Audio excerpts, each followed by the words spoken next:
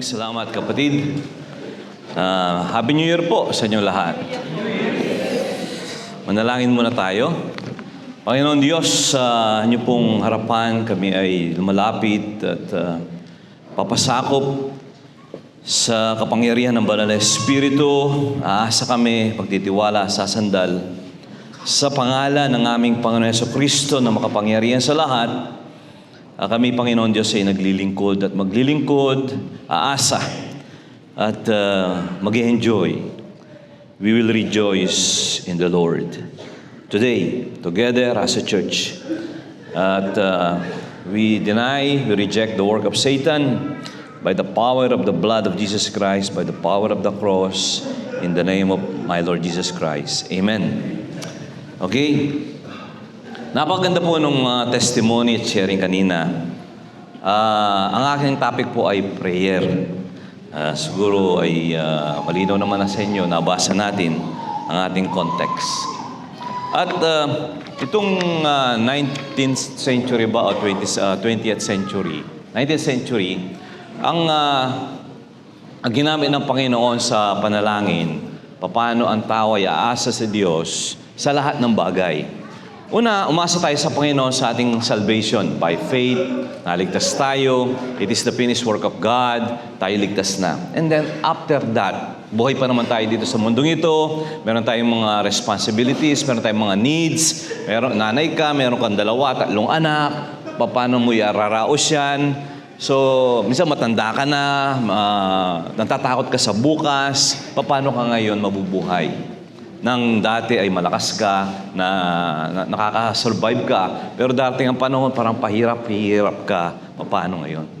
So itong taong ito, yun ang kanyang reason para i-record niya in detail yung mga ginawa ng Diyos sa kanya, and then it will be a use tool para sa mga Christians in the coming years, which is it happened para maging encouragement na God is still the God of Him, and still the God way back before Him.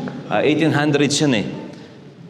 That the God of George Mueller is still the God of Paul, even Abraham, at sa mga sumunod. And still the God that we worship and we trust today.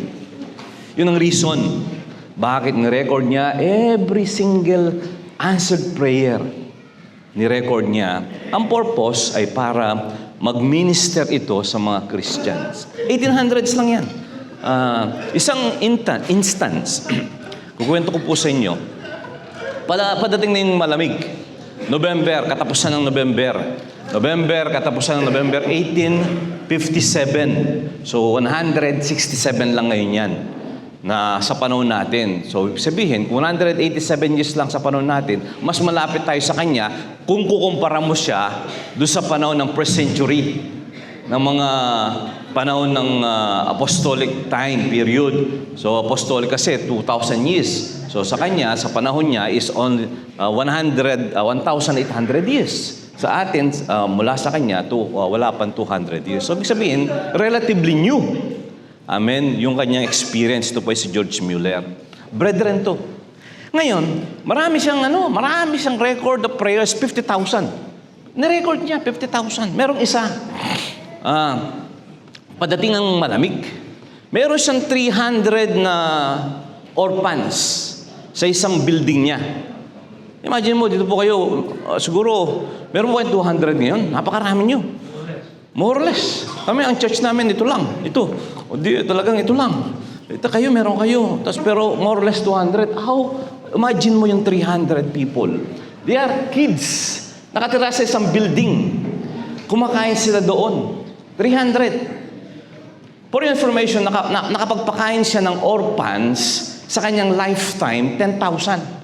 And then after niyang mamatay, pinagpatuloy yung kanyang son-in-law, nagpakain pa sila uli ng 7,000. So all in all is 17,000. At until now, ay meron pa rin sila, kasi wala na pong orphanage kasi mayaman ang England eh. Pero meron pa sila ngayon ng foundation. Pero hindi sila, ang kanyang policy, ang kanyang principles, hindi siya ihingi sa tao. Ang kanyang practice for 70 years, didirect niya sa Diyos. Hindi siya magpaparandam. Kasi orphanage, pwede kang maghingi. Orphanage yan eh. Pwede kang humingi sa gobyerno. Pwede kang sumulat.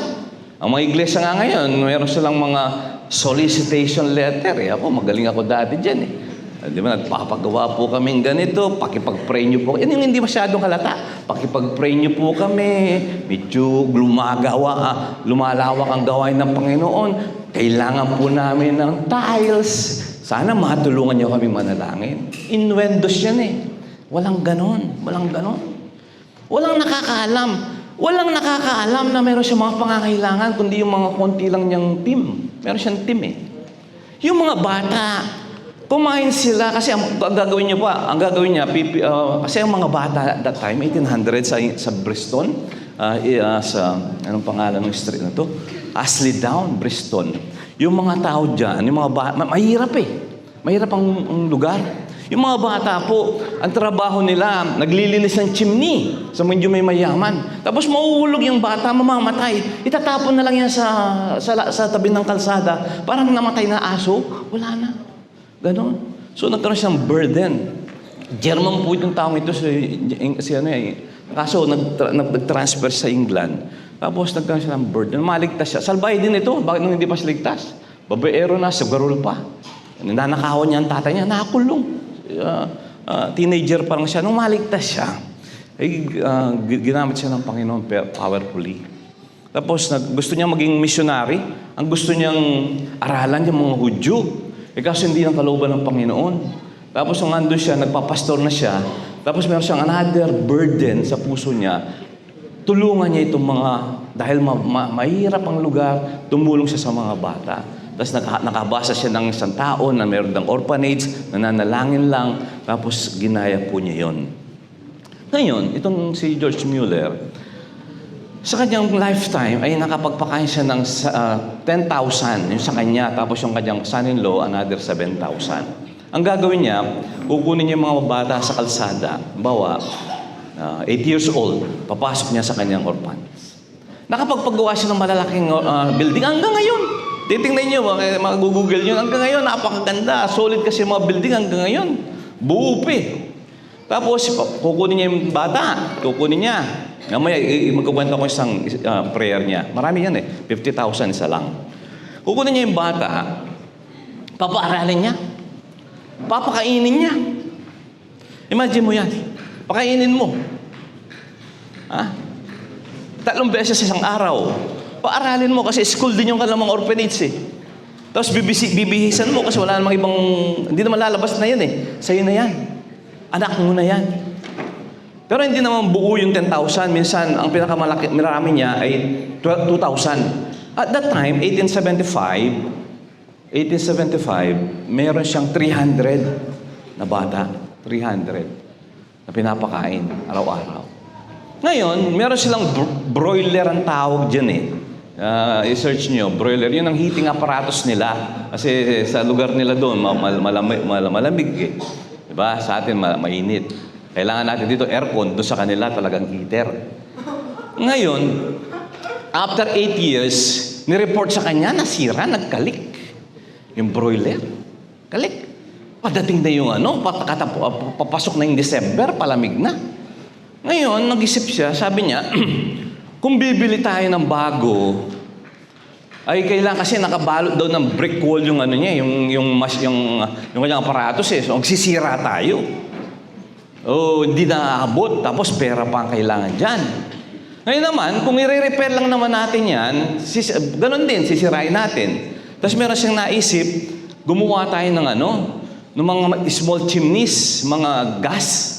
Kada room, kasi yung orphanage, maraming rooms. Kada orphanage, maglalagay tayo ng mga gas. Kaso, maglalagay ang mga chimney dyan. Kasi kung may gas lang yan, yung usok, hindi parang masasuffocate yung mga bata. So, hindi rin pwede. Tapos, sabi ko, wala na siyang magawa. Ang ginawa niya, Panginoon, ipagpipray ko na lang sa'yo to. Kung hindi kayo kikilos dito, ay magkakaproblema yung mga bata, malamig. Itong December, papasok na yung lamig. Nag-pray po siya. Pinag-pray niya. Makikita niyo yan sa YouTube. the north wind changed into a south wind. Ang north wind, malamig yan. North wind galing sa taas. Yun na talaga ang normal. December ni. Yan na. Kasi tapos na yung summer. Yun na yung naka-schedule. North wind na talaga. Iningi na sa Diyos, south wind. Iningi niya uli yung summer. Kahit na isang araw lang, o 30 hours. Sinagot siya ng Panginoon. Baka pag iningi niya, bibigyan lang siya ng konting window time ng Panginoon para ma-repair niya. So nagbukas lang konti doon sa brick wall, meron leak. Kaso, kulang sila ng panahon. Parang yung kay Gideon, tumigil muna yung araw. Yung tumigil yung north wind. Tama, sabi kung gaan ang iningi ko sa Panginoon, binigay niya. Pangalawang hingi ko, kailangan mabilis yung gagawa. Yung mga gumawa, naka-repair ang kailangan ang madali, tamang gawin eh. Na-repair nila. In 30 hours nagawa nila. Hindi natulog yung mga gumawa. Hiningi niya yun. Una, humingi siya ng south wind dahil parating ng north wind. And then pangalawa, masipag na gagawa. Sinagot siya ng Diyos. That's one of his answered prayer. 50,000 yan eh. Naalala ko rin. Nung pong ginagawa namin chapel, ito, pero yung i-verify ito kay paring Erwin. Hero lang. Saan si paring Erwin? Paring Erwin nasa langit na. Si paring Erwin, gustong-gusto niyang sumasama sa akin sa Apalit. Habang nagpapagawa kami ng chapel. Ginaya ko po yan si George Mueller. Hanggang ngayon, hindi ko pa naman siya. Sabi ko, kain na 10% lang. So, wala kami solicitation. Kasi meron kami, kasi ang ginagawa ng Panginoon sa amin noon, pinapatagal niya eh. Kada taon, may man siyang pinapaayos. Ngayon, meron napaayos last December. Kada taon yun, mga significant accomplishments. Yung araw na yun, yung aming, tawag na doon, yung buhos ng second floor. Kasi pagka kailangan buhos, kailangan minsanan yan. Hindi pwedeng paunti-unti yan. Bubuhusan yan eh. So, kailangan maraming magtatrabaho. Ang Panginoon, binigyan kami ng mga 30 na tao. Volunteers. Yung mga toda. Isang kapatiran nagtotoda. So, sabi niya, napasagot niya yung kasama niya. So nakaschedule lang kami. Kaso ng schedule ng araw na yun, bumagyo. So pagka hindi natuloy yan, baka kinabukasan after 1 week, kakausapin na naman yung mga tao, baka hindi na sila available. Galing si parang Erwin sa Cavite, dadaanan niya ako rito eh. Sabi niya, pare, tutuloy pa tayo? Ang lakas ng ulan, may bagyo eh. Sabi ko, pare, kasi wala naman kasing communication sa Pampanga, kung tuloy hindi. Pero punta rin tayo pare, at least makita natin ang problema. Nung nandito kami sa EDSA, kami parang Erwin, muntik pa kami nakabangga ng nakamotor kasi habang nag-drive parang Erwin, nag-slide yung motor dahil malakas ang ulan. Nung nandun na kami, sa kanila malakas ang bagyo, dito malakas ang bagyo, Bulacan malakas ang bagyo, Kalumpit malakas ang bagyo. Nung pagpasok kami sa Apalit, walang bagyo. Walang ulan pero ang ganda ng panahon sa Apalit. Ewan ko sa San Simon, di na kami dumaretso dun eh. Pagpasok ko sa Apalit, dun sa malapit sa chapel, talagang nai-record ko, Panginoon, kakaganda. Kasi sabi ko, pare, total, masarap ang baka dyan. Magdala ka nga baka para mapakain mo lang sa mga tao. Kasi hindi naman namin sila babayaran, papakain natin ng baka. Nung pong makakain ng baka, lalong lumakas. Tinapos po nila. Habang natapos nila, kasi bukas baka hindi naman makuha yung taong yan eh. Habang tinatapos nila, para kami nakapayong. Nakapayong kami, walang araw. Pero may bagyo may talagang bagyo na, may pangalan pa yung bagyo eh. May bagyo. So, ang Diyos po, tulad din ng kapatid Nida kanina, hanggang ngayon, Diyos siya. Hindi siya nagbabago. He's the same. Yesterday, today, and tomorrow, nagbabago yung mga sistema niya. Pero yung mga nananampalataya sa Kanya, hanggang ngayon. Pwede siya. Itong talata natin ito, pwede. So, bakit ngayon, sa maraming Christians, parang hindi nila na-experience yan? Ito yung dalangin ko sa aming church. Ito yung dalangin ko sa bawat Kristiyano, sa anak ko, sa asawa ko, na matutunan nilang lapitan ng Diyos. Meron pong 3 grupo ng tao Tingnan niyo kung saan kayo rito. Kristiyano na po to, no? Nagpipray lahat to. Yung sa grupo ng tao, ito ay na-observan ko sa aking buhay bilang tagal na rin akong Kristiyano.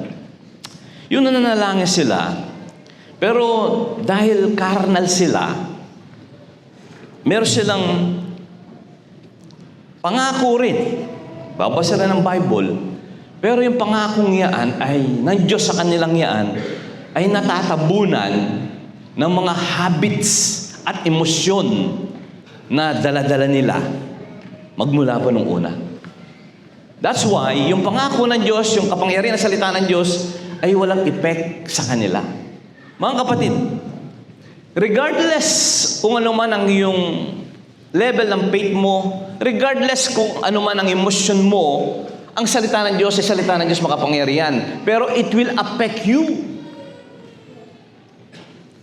Hindi kikilos sa iyo kung hindi ka nakaayon doon sa gusto ng Diyos. Bakit? Yung isang kapatid, yung salita ng Diyos, kumikilos sa kanya ang salita ng Diyos. Baka kapitbahay mo yan.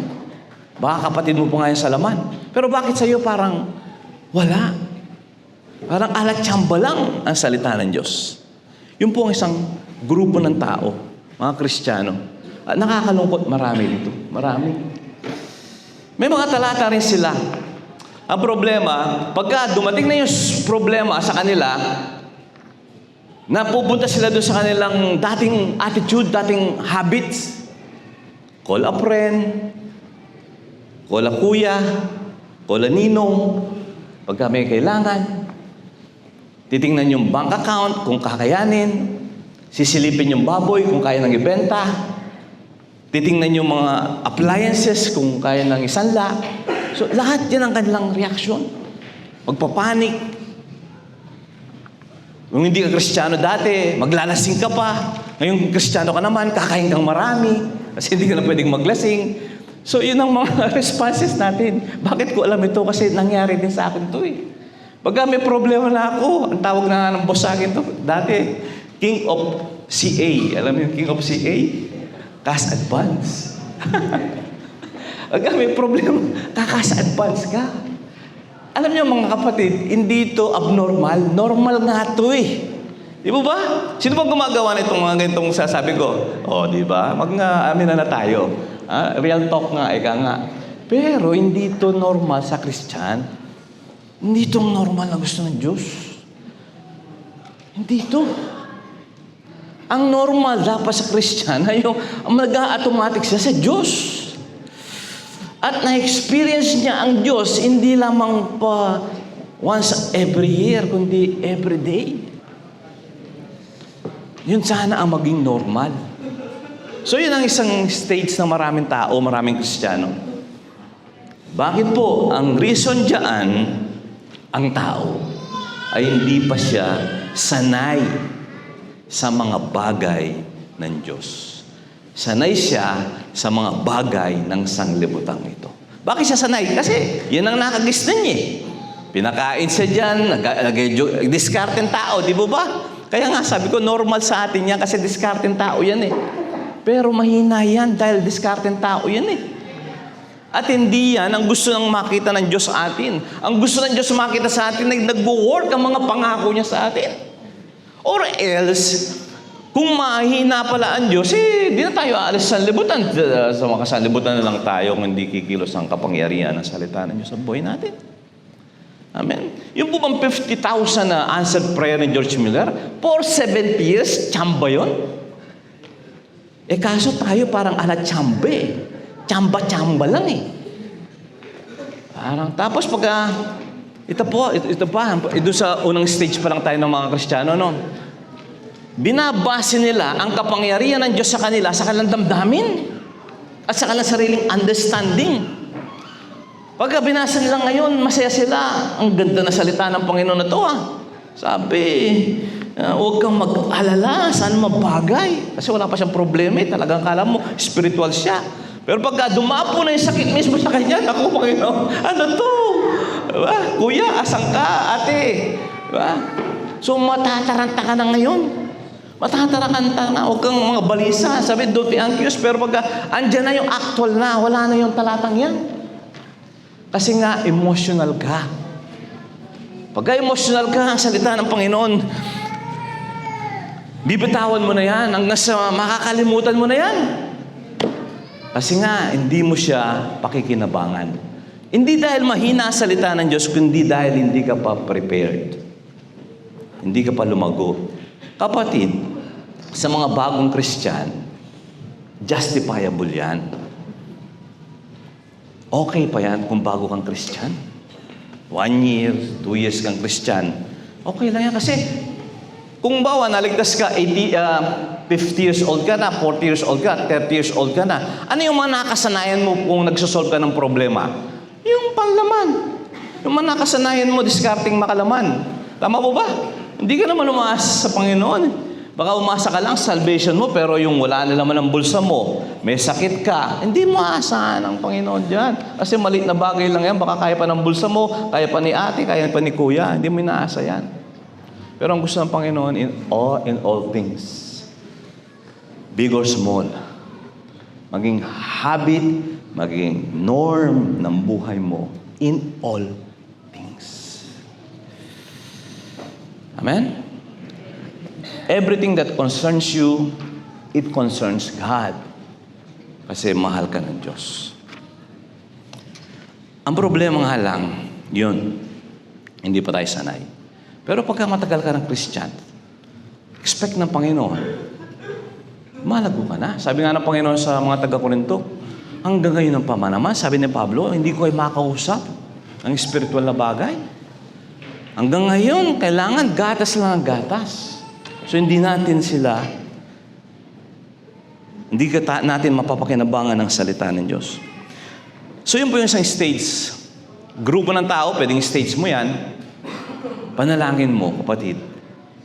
Malampasan natin ito. Kung bago kang Christian, pwede ka na magsimula na matuturo ito. Unti-unti mo nang alisin panalangin mo rin. Sabi, in all things by prayer. Panginoon, inaamin ko, napakaliit ng pananampalataya ko. Actually, ang pananampalataya ko sa iyo ay for salvation lang. Panginoon, this time, gusto ko po magtiwala sa inyo. Step by step. Marami akong mga dapat alisin. Pero Panginoon, tulungan mo po ako magtiwala sa iyo. Amen? Yun po yung yun ang marami sa mga Kristiyano. Pangalawang stage naman, ito medyo matagal ang Christian naman siguro, pangalawang grupo ng tao, sinasagot na ng Diyos ang kanilang mga panalangin. Meron na silang mga talatang inaalagaan. Sino po yung may mga talatang inaalagaan dito? Talata, hindi po numero. Talata ang inaalagaan. Ibig sabihin may mga light verse, hindi numero sa loto. Kung loto, nag-aalaga kayo, numero, ba't di kayo mag-alaga ng salita ng Diyos? Amen? Meron tayo niyan. Meron po ako niyan. Gusto ko yung Romans 8:32. Yung John 5:14 to 15. Yung John 14:13 to 14. Ang sarap po niya. Sabi ng John 13 to 14. I will do, sabi ni Jesus Christ. Jesus Christ nagsasabi nito, I will do whatever you ask in my name. Napakasarap nito. Whatever you ask in my name. So that the Father may be glorified in the Son. If you ask me anything in my name, I will do it. Binuksan niya sa I will do. Tinapos niya sa I will do. Sinong gagawa? Si Jesus Christ. Anong gagawin mo lang? Ihingi ka lang. Amen? Yun ang stage 2. Kasi hanggang stage 3 tayo Ewan ko lang, pagkatapos paggaling ko alam, meron pang stage 5, 4 at 5. Dito, maganda na rin ito. Ito siguro, nag-advance na kanyang pananampalataya. Napakasarap na rito. Nag-aalaga tayo sa salita ng Diyos. If you ask me anything in my name, I will do it. Ginagamit niyo po ba yan?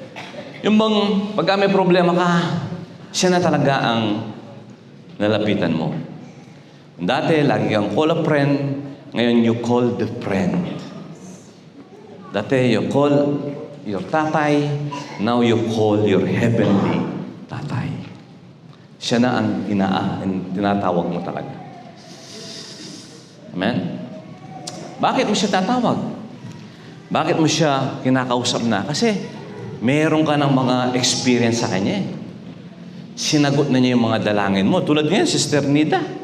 Sister Nida, sa kanyang Christian faith ngayon, kung meron siyang problema, darating na problema, finances o ano man yan, sinong tatawagan niya ngayon? Diba? Alam na niya.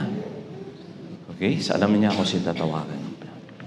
Kasi pagka tumawag ka po sa Panginoon, gagamit din ng Panginoon ng tao. Tandaan niyo po yan. O ikaw, o bagay. Pero siya ang tatawagan mo. Amen? Siya ang tatawagan mo. Ito, baka naka-live ako ngayon, pero kwento ko na. Kwento ko na. Delikado yung mga kabila rito, kapatid eh. Pero kwento ko. Saan ka pupunta? Huwag ka makaalis. Dito ka, huwag ka aalis. Ito pa, maganda to. Light lang to, light. Huwag ka aalis. Alam nyo, kaibigan natin si Kuya Maynard. Sino nakakilala kay Kuya Maynard? Yan, kilala niya. Kuya Maynard, napakabait po niyan. Siya po ay giver, spiritual leader. Huwag mo patayin, okay lang. Okay lang. Ngayon, 2024, naging speaker natin siya sa Christmas party ng PBCI. Bago siya magsasalita, tinreat namin siya dito sa hotel. Novotel. Tinreat namin siya. Kwentuhan. Sarap magkwentuhan. Kasi meron din siyang gusto malaman sa amin eh. Sa grupo natin kung ano ba totoo ba yung mga chismis. Yung napatunan niya hindi naman totoo. Ngayon, meron siyang kinuwento. Sabi niya, nung buhay pa si Tata Pid, sabi niya, binilin niya ang mga manggagawa sa akin. Sabi niya, Maynard, huwag mong babayaan mga manggagawa natin kasi naglilingkod sa Panginoon. Maganda yun. Huwag kayong mag-alala. Maganda yun. Napakaganda ng ganong pananalita. Dahil casual lang naman ang kwentuhan namin. Nandun si Ariel yata nun eh. Sabi ko, Kuya Maynard, after mo pong ibuksan yan sa mga manggagawa. Sabi pala niya, Kuya Maynard, kasi yun ang bilin tatapit. Sasabi din Kuya Maynard, o kayong mga manggagawa, huwag kayong magdalawang isip lumapit sa akin pagka kayo may kailangan. Manggagawa lang manggagawa. So, casual. Tapos tinanong ko, Kuya Maynard, kako, pagkatapos niyo pong buksan niyang magandang balita niya sa mga kapatiran, mga manggagawa, meron po bang tumatawag sa iyo? Sabi niya, ang dami. Sabi niya, dami. Lagi po ba? Oo, lagi. Sabi niya, lagi. Ngayon, andun kami noon, mga BOE kami, ng PBCI. Dito po ako, sa mga tinuro ko, meron po bang tumatawag sa iyo? Tiningnan niya ang gano'n, si Francis. Nagdalawang tingin siya kay Francis kung tumatawag. Hindi, sabi niya, wala. Wala, sabi niya. Ngayon, Kuya Maynard ako. Kasi po sa amin, tinuturo namin, lumapit kami sa Diyos. Sa Diyos kami lalapit. Tama yan, sabi niya, Jean, pero dapat lumapit ka rin sa tao kasi gagamit ang Diyos ng tao, sabi niya. Pero nirebuttal ko na naman siya kasi casual lang naman eh. Hindi, Kuya Maynard ka ako. Hindi ako lalapit sa iyo. Sa Diyos pa rin. Kung ang Diyos ay binulungan ka na niya, sabi ko sa kanya, Maynard, bigyan mo na si Jean. Pabiro. Di ang ganda nun. Pero hindi pa rin ako lalapit sa iyo kasi kayo na nag-uusap ng Diyos eh. Basta ako, sa Diyos ako lumalapit. I hope nagets niya yun. Medyo casual, pero yun ang principles. Diyos ang kausap ko, kakausap ang Diyos sa inyo. Bahala na kayo ang Diyos mag-usap. Kung kinausap ka, ayaw mong gumilos, bahala ka sa Diyos. Kayo ng Diyos nag-uusap pero ang Diyos ang kinakausap ko. Kung hindi mo ako binibigyan, baka hindi ka pa kinakausap ng Diyos. Pero ang Diyos lang ang kakausapin ko. Dahil sa Kanya ako, sabi, ilapit nyo, kanila natin ilapit yung verse natin. Do not be anxious about anything. Instead, in everything, through prayer and petitions, with thanksgiving, tell your requests to. Kanino mo sasabihin ng request mo? Sa Facebook? Kay Mayor? O sa Diyos? Laging sa Diyos. That's the beauty and the power of prayer. Dati ang nagkakapag-pray lang ay yung mga pari. Pero ngayon, ikaw ay pari na rin. You can come directly to the Lord. Yun ang stage 2. Masarap na yung stage 2, no? Lahat ng iyong mga dalangin ay may bibigay. Maganda nga, isulat niyo po yan. Pagka sinusulat niyo, Sister Nida, i-journal mo yan. Lagay mo yung date. Bakit? Kasi pagka may problema ka sa susunod, bubuksan mo lang yung journal mo, makikita mo. Kasi minsan makakalimutan tayong tao, ha? Tao makakalimutin yan. Lalo pagka may problema ka na, gulong-gulo ka na, lahat nakakalimutan mo na eh. Pero pagka meron kang journal, susulat mo ako, may journal ko po ito, bago na to. Yung aking 3 years ago, tapos na malaki. Tulong sa aking faith. Yung stage 3, don't be anxious about anything, but in everything, by prayer and supplication, with thanksgiving, let your requests be made known to God. Doon sa akin, tell your request. Tell. Yung stage 3 po ito. Yung stage 3, may kinalaman doon sa Romans 12, 1 and 2. Stage 2, ayos na yan. Maganda na yan. Malapit na sa stage 3. Pwede nang actually combine yan eh. Ang problema ng stage 2, minsan nagmimix pa yung laman. Doon sa stage 1, laman eh. Laman na laman. Carnal na prayer. Ang nananalangin, carnal. Okay? Kaya nga po marami ngayon ang mga prosperity gospel. Napakarami nila. Kasi ang kanilang catering ay sa laman. Ang mga pastor, kinikater nila laman. Laman. Yes, talagang dadami yan. Pero ang Diyos, He has nothing to do with the flesh. He will not support the flesh. The flesh must die. Flesh is opposite to the spirit. The flesh is flesh. Yung verse ng level 3, dito na po ako magtatapos. Sa Romans 12, 1 and 2. Yes, sa level 2, yung ating panalangin, yung ating needs. Sana spiritual lahat yan. Pero dito sa level 3, yung needs ng Diyos. Alam natin ang ating mga needs and we present them to the Lord. Tama po yan. Continue nyo yan. Sa Diyos na lang natin isibigay ang ating mga needs. Pero naitanong na po ba natin kung ano yung needs ng Diyos? Yung pinakanta ni kapatid kanina, ni kapatid, yung what God required of me through worship. Sabi po niya dyan, I appeal to you, therefore, brothers, by the mercies of God, to present your bodies as a living sacrifice, holy and acceptable to God, which is your spiritual worship. Verse 2, don't be conformed to this world. Ito na po yung consecration, surrender, letting go of what is of the world, but be transformed by the renewing of your mind, that by testing you, so that we may discern, may we know what is the will of God. Ano yung requirement ng Diyos? Yung ating requirement, yung ating desire, pinapaalam natin sa Kanya. Kung ito'y spiritual, bibigay niya. Pero minsan ay mix yan ng carnal. Okay yan, pero what is the will of God? This kind of prayer is good. It is acceptable to God and perfect, and it's also good for you. Because God knows what is best for you. Baka yung alam mong gusto mo, good lang yan. Better. Pero yung best, ang Diyos lang ang nakakaalam yan. Pag pinag-combine mo yan at mas marami pa yung good, yung sa Diyos, Lord, this is my will, this is what I want, but I submit what I want to what you want. That is the best. Yan ang prayer ng Diyos, ng Panginoon Jesucristo sa Gethsemane. Lord, kung gusto niyo po, lumampas sa akin ang sarong ito, kung loloobin niyo, pero hindi ang looban ko, kundi ang kalooban mo. What if God wants you to become a full-time sa Timbuktu? Gusto niyo? What if God wants you to become a pastor in a city, mga mayayaman, ang mga member? Gusto niyo?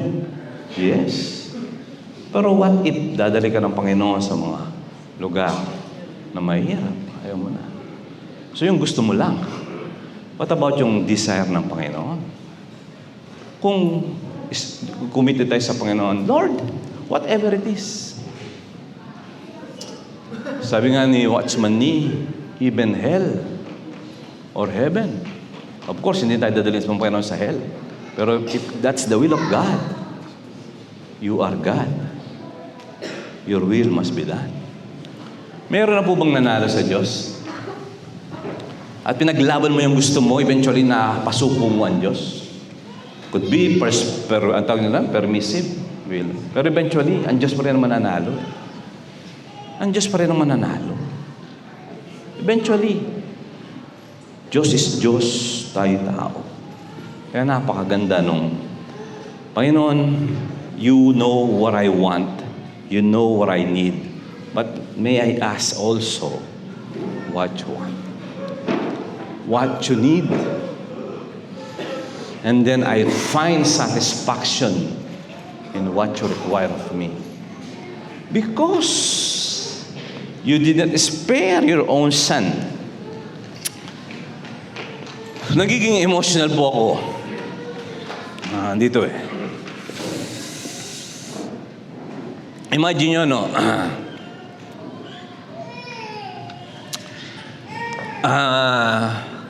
Anong gagawin natin sa ating mga anak,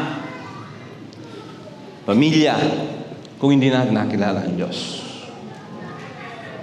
Kung wala tayong Diyos. Maaari siguro meron tayong mga diskarteng pang mundo, pero eventually, impyerno tayo. Anong mangyayari sa atin at ang pamilya natin? Amen? Doon, sinolve na tayo ng Diyos doon. Praise God. Tayo ay may assurance of salvation, tagalangit na tayo.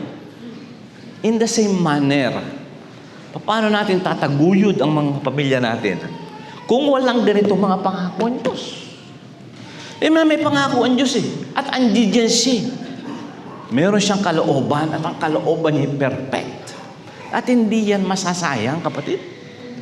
Kasi akala natin, ang gusto ng Diyos ay kakamatay natin eh. Akala natin ang will ng Diyos ay secondary lang sa will mo eh. Akala natin ang will ng Diyos ay pangit, ancient, irrelevant. Diyos yan eh. Pagka nakuha mo na ang kalooban ng Diyos at ang kalooban ng Diyos ay siya mismo, you will have more of Him.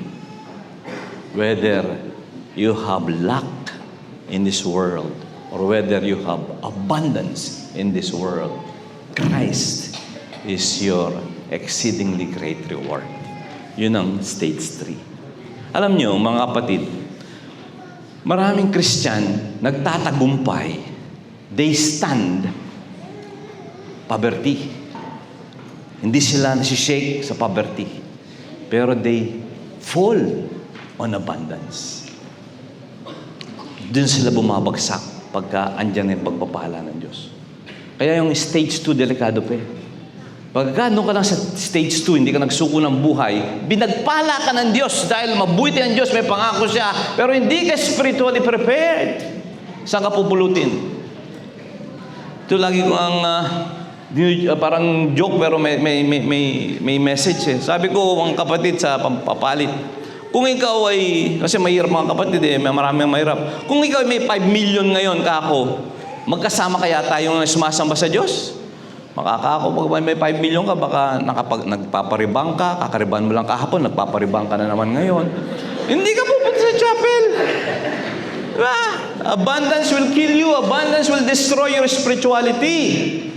Abundance is the greatest test, actually, because it can become temptation.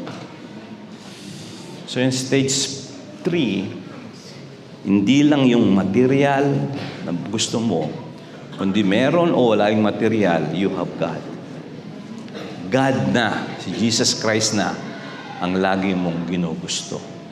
Amen po ba? Siya na ang iyong greatest reward. Kaya sabi dyan, sa ating verse kanina, rejoice in the Lord. Hindi naman sinabing rejoice in yung bagong kotse. Kaya mamaya, yung bagong kotse mo, dinadalanginan mo na yan eh. Sabi nga, niloloko ng kapatid, yung pamangkin ano pangalan mo, Kap? EJ, nakita niya ako, naglilinis akong kotse. Sabi niya, kuya, nagbabago yata ang kulay ng kotse mo. Sa kakalinis. Okay, kasi ang blessing, baka sambahin na natin yan eh. Rebuke din sa akin yung kapatid. Ang ating great reward ay ang Diyos. Either in poverty or in wealth is our ultimate reward. Amen po ba? Ang ibig sabihin ng God answer our prayers.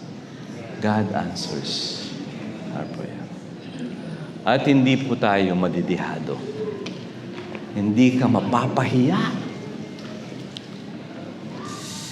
Yung mga nagtiwala sa Diyos ay naging busabos. Magtiwala sa Diyos ay di na alam kung saan sila haharap. Kawawa sila. Pag narunong ka magtiwala sa Diyos, kung may blessing ka, praise God. Galing din sa Kanya yan. Hindi ko sasabihin, tatapon mo yan. Galing sa Diyos yan. Kaya nga sabi ko, test din yan ng Panginoon. Importante, lagi tayong nakaharap sa Kanya. Amen po ba mga kapatid? So tayo po'y manalangin. Panginoon Diyos, maraming salamat sa mga pangako niyo sa amin. Ang gusto namin, matuto kami, Panginoon Diyos, ng panalangin ayon sa iyong kalooban. Sabi niyo, Panginoon Diyos, 1 John 5:14 to 15 through John. This is the confidence that we have in approaching God. That if we ask anything according to your will, Father God, you hear us according to your will, your perfect will. And if we know that you hear us, we know that we have whatever we ask in prayer. Oh Lord God, this is our life in Christ Jesus, growing in grace and in the knowledge of our Lord Jesus Christ. In His precious name we pray. Amen. Amen. God bless po sa ating lahat.